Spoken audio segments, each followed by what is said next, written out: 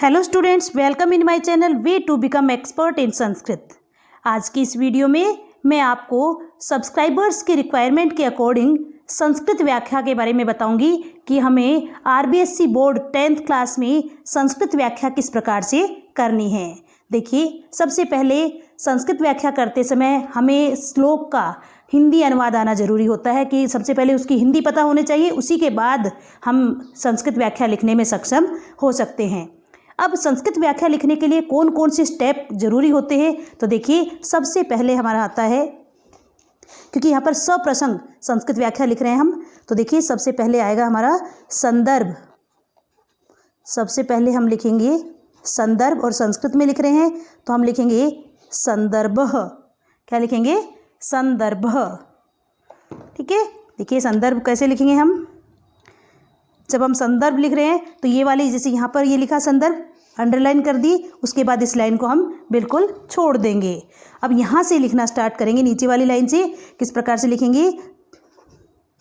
देखिए यहाँ पर ये संस्कृत व्याख्या मैं आपको प्रहेलिका जो 10th क्लास में दिए गए लेसन नंबर 5 की संस्कृत व्याख्या करके बता रही हूँ। इसलिए देखिए वहाँ पर, क्योंकि उस लेसन में प्रहेलिका है, इसलिए मैं प्रहेलिका ही लिखूंगी। ये कैसे लिखेंगे? प्रस्तुत प्रहेलिका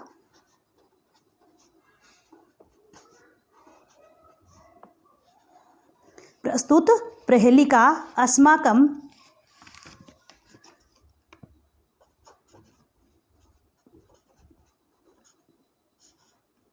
संस्कृतस्य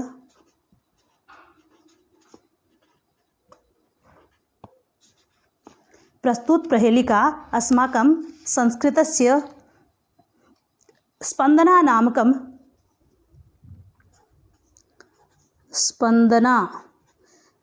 स्पंदना पुस्तक का नाम है, इसलिए इन्वर्टेड कोमा में भी क्लोज करेंगे और नीचे अंडरलाइन भी लगाएंगे। ठीक है, प्रस्तुत प्रहेलिका अस्माकं संस्कृतस्य स्पंदना नामकं पाठ्यपुस्तके संकलितः।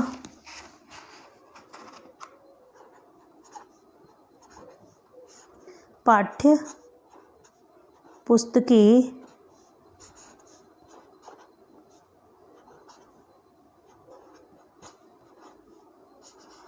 संकलितः प्रस्तुत प्रहेलिका अस्माकं संस्कृतस्य स्पंदना नामकं पाठ्यपुस्तके संकलितः वाक्येली नामकं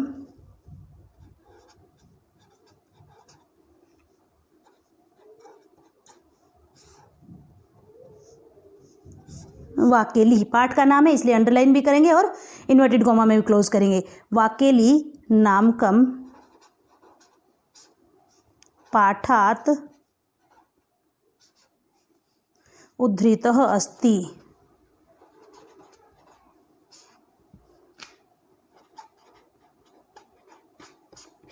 उद्धृत अस्ति, ये क्या हो गया हमारा? संदर्भ। क्या है ये? संदर्भ। देखिए संदर्भ में क्या लिखेंगे हम? प्रस्तुत प्रहेलिका अस्माकं संस्कृतस्य स्पंदना नामकं पाठ्यपुस्तके संकलितः वाक्येली नामकं पाठात् उद्धृत अस्ति। ये क्या है? संदर्भ। संदर्भ के बाद हमारा सेकंड स्टेप होगा प्रसंग का। सेकंड में क्या लिखेंगे हम? प्रसंग।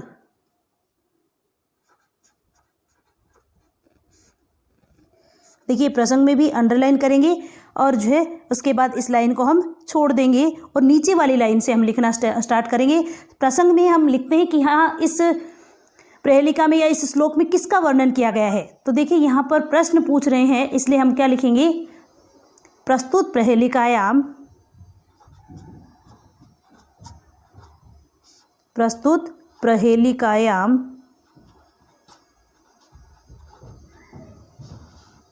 प्रस्तुत प्रहेलिकायां कविः प्रश्नं पृच्छति यत्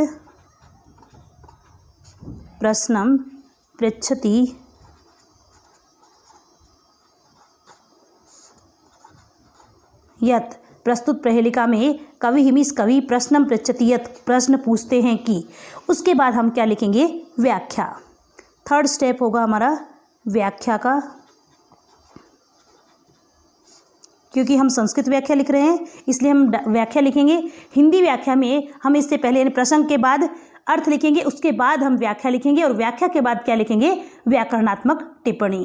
ठीक है, देखिए व्याख्या में व्याख्या लिख करके अंडरलाइन करेंगे, एरो करके ये वाली लाइन हम छोड़ देंगे।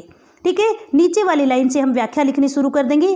चूँकि मैं संस्कृत व्याख्या प्रहेलिका की कर रही हूँ तो यहाँ से मैं लिखना शुरू करूँगी, क्योंकि देखिए प्रहेलिका जो है वो इस प्रकार से है, कस्तूरी जायते कस्मात् को हंति करिणाम कुलम किम कुर्यात कातरो युद्धे मृगात् सिंह पलायते। इसकी संस्कृत व्याख्या मुझे करनी है। तो देखिए मैं किस प्रकार से करूँगी। यहाँ पर क्या लिखेंगे, भोजनाः। देखिए प्रसंग में मैंने लिख दिया था कि प्रस्तुत प्रहेलिकायाम कवि प्रश्नम पृच्छति यत्, प्रस्तुत प्रहेलिका में कवि प्रश्न पूछते हैं कि भोजनः, हे मनुष्यों या हे लोगों,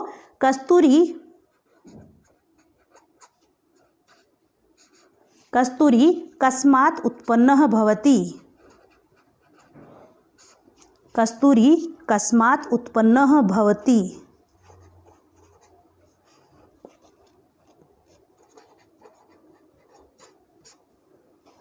कस्तूरी कस्मात् उत्पन्न भवति अर्थात कस्तूरी कहाँ से उत्पन्न होती है, अर्थात कस्तूरे है उत्पत्ति स्थल कः अस्ति,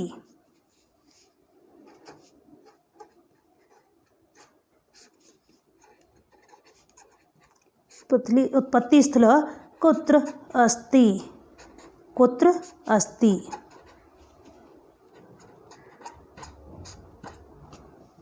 देखिए कुत्र अस्ति, अस्य प्रश्नस्य उत्तरम् अस्ति यत्,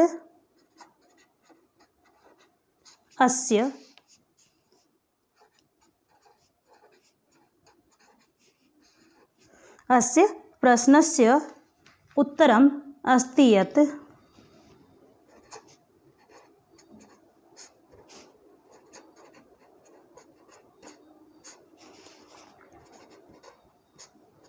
मृगात्, अस्य प्रश्नस्य उत्तरम् अस्ति यत् मृगात् अर्थात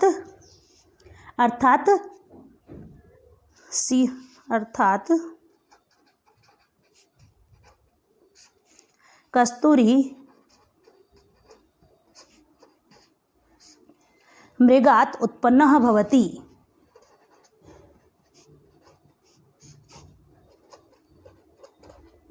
कस्तूरी मृगात् उत्पन्नः भवति अर्थात कस्तूरी हिरण से उत्पन्न होती है। अपि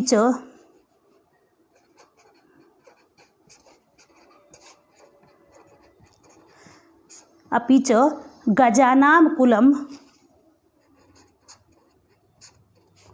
कः मारयितुं समर्थः भवति, मारयितुं समर्थः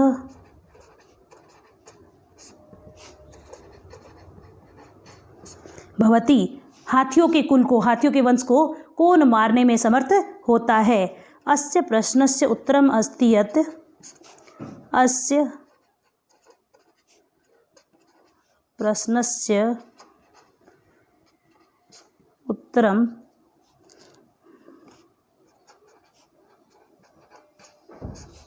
अस्ति यत् सिंहः अर्थात सिंहः गजानां कुलं, सिंहः गजानां कुलं मारयितुं या हन्तुं शक्नोति।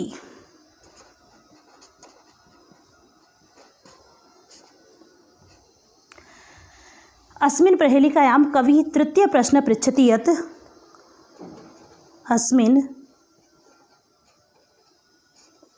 प्रहेलिकायां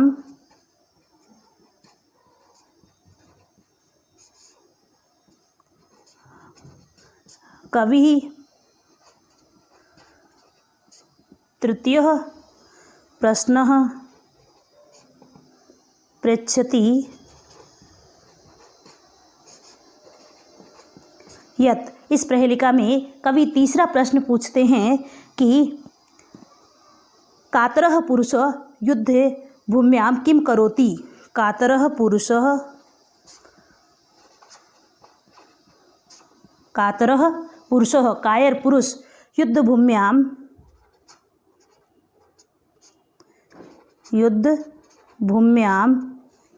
किम करोति किम करोति अस्य उत्तरं यत् अस्य उत्तरम्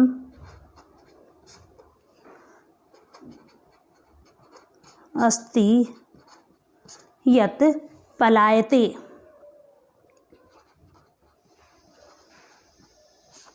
पलायते अर्थात कातर पुरुषः या कातरः पुरुषः, कातर में विभक्ति नहीं लगाएंगे, यहाँ डैश लगा देंगे, कातर पुरुषः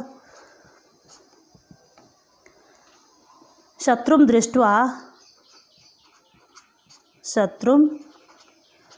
दृष्ट्वा पलायनं करोति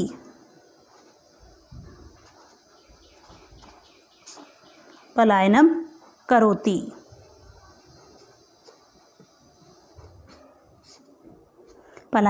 करोति। ध्यान से देखिए, 3 प्रश्न पूछे हैं। कस्तूरी कहाँ से उत्पन्न होती है, हाथियों के वंश को मारने में कौन समर्थ हो सकता है, और तीसरा प्रश्न है कायर व्यक्ति युद्धभूमि में क्या करता है। तो देखिए यहाँ पर किस प्रकार से इस श्लोक को, इस प्रहेलिका को एक्सप्लेन करेंगे। भोजनः, हे मनुष्यों, कस्तूरी कस्मात् उत्पन्नः भवति, कस्तूरी कहाँ से उत्पन्न होती है, अर्थात कस्तूरे है उत्पत्ति स्थल कुत्र अस्ति, यानी कस्तूरी का उत्पत्ति स्थान कहाँ है। अस्य प्रश्नस्य उत्तरम अस्ति यत्, इस प्रश्न का उत्तर है कि मृगात, हिरण से, अर्थात कस्तूरी मृगात उत्पन्न भवति, कस्तूरी हिरण से उत्पन्न होती है। अपि च, और भी, गजानाम कुलम, हाथियों के वंश को, कह, कौन, मारयितुम, मारने के लिए, समर्थ भवति, समर्थ होता है। अस्य प्रश्नस्य उत्तरम अस्ति यत्, इस प्रश्न का उत्तर है कि सिंह, शेर, अर्थात सिंह गजानाम कुलम मारयितुम शक्नोति, शेर हाथियों के वंश को, हाथियों के समूह को मारने में समर्थ होता है, हाथियों के वंश को मारने में समर्थ होता है। ठीक है।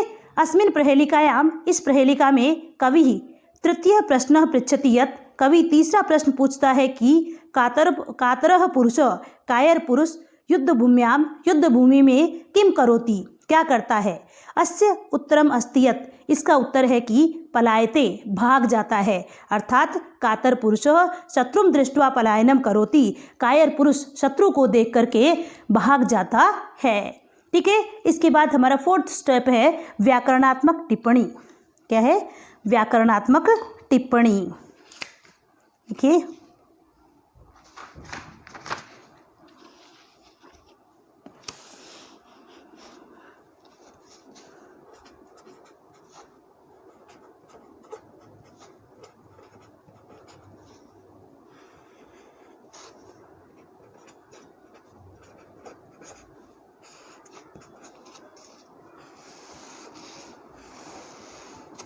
व्याकरणात्मक टिप्पणी। व्याकरणात्मक टिप्पणी को हम कुछ इस प्रकार से लिखेंगे। देखिए यहाँ पर नंबर फर्स्ट डाल लेंगे। ठीक है। फर्स्ट नंबर, यहाँ हमने कस्मात शब्द देखा, कस्मात, कस्मात डैश लगाएंगे। कस्मात में किम शब्द है। क्या है? किम शब्द। पंचमी, किम शब्द पंचमी विभक्ति एक वचन, पंचमी विभक्ति ही, संस्कृत व्याख्या है पंचमी विभक्ति ही एक वचनम। ठीक है। अब नंबर 2, नंबर 2 में देखिए करिणाम,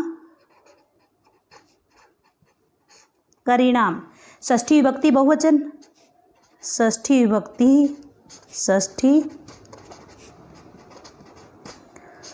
विभक्ति ही बहुवचनम, षष्ठी विभक्ति ही बहुवचनम। अब थर्ड देखिए क्या आएगा? कुर्यात। कुर्यात में क्री धातु है, क्री धातु। ठीक है। क्री विधिलिंग लकार है, विधिलिंग लकारः, प्रथम पुरुष एकवचनम, प्रथम पुरुष एक वचनम, प्रथम पुरुष एक वचनम। अब फोर्थ व्याकरणात्मक टिप्पणी है, देखिए युद्धे, युद्धे में सप्तमी विभक्ति एक वचन है, युद्धे सप्तमी विभक्ति एक वचनम, सप्तमी विभक्ति एक वचनम, सप्तमी विभक्ति एक वचनम। उसके साथ साथ हमारा युद्ध शब्द कैसे बनता है, देखिए युद्ध, युद्ध शब्द है प्लस कत प्रत्यय, युद्ध प्लस कत, तो क्या बनता है युद्ध। ठीक है, नेक्स्ट है देखिए करिणाम कुलम, करिणाम,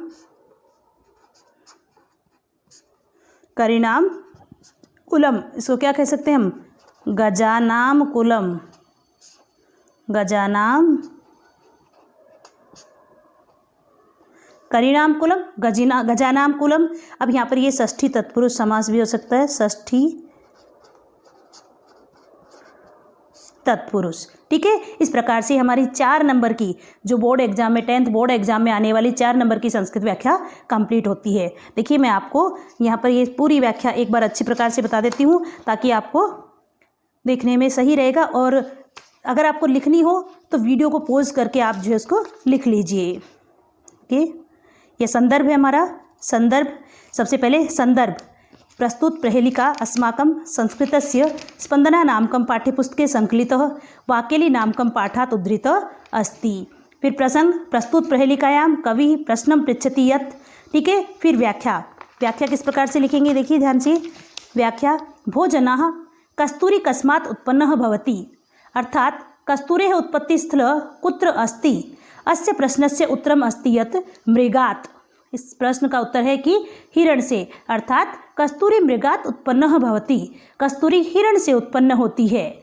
अपि च और भी गजानाम कुलम कः मारयितुं समर्थः भवति, हाथियों के वंश को कौन मारने में समर्थ होता है। अस्य प्रश्नस्य उत्तरम् अस्ति यत्, इस प्रश्न का उत्तर है कि सिंहः शेर, अर्थात सिंह गजानाम कुलम मारयितुं शक्नोति, शेर हाथियों के वंश को मारने में समर्थ होता है। अस्मिन् प्रहेलिकायां, इस प्रहेलिका में कवि तृतीय प्रश्न पृच्छति यत्, इस प्रहेलिका में कवि तीसरा प्रश्न पूछता है कि कातरः पुरुषो, कायर पुरुष युद्धभूम्यां, युद्धभूमि में किम करोति, क्या करता है। अस्य उत्तरम् अस्ति यत्, इसका उत्तर है कि पलायते, भाग जाता है, अर्थात कातर पुरुषः शत्रुं दृष्ट्वा पलायनम करोति, अर्थात कातरः पुरुष यानी कायर पुरुष शत्रुं दृष्ट्वा, शत्रु को देख करके पलायनम करोति, भाग जाता है, पलायन कर जाता है।